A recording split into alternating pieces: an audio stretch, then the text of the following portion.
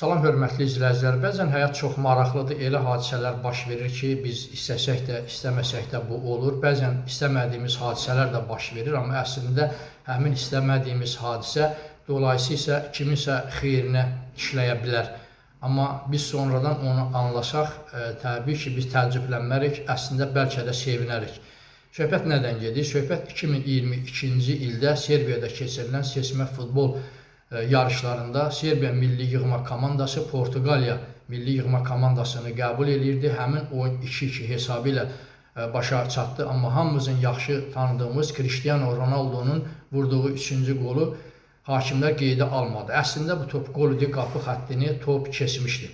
Cristiano Ronaldo bundan əsəbləşərək qolundakı kapitanlıq sarısını çıxaraq stadiona çırpdı.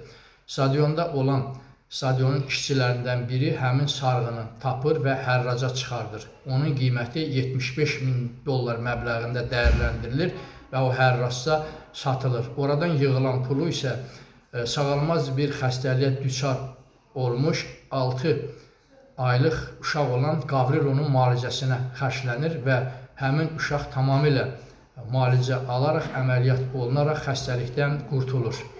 Bax, həyatda belə maraqlı hadisələr olur. Sağ olun, diqqətinizə görə təşəkkür edirəm. Kanalıma abunə olmağı unutmayın.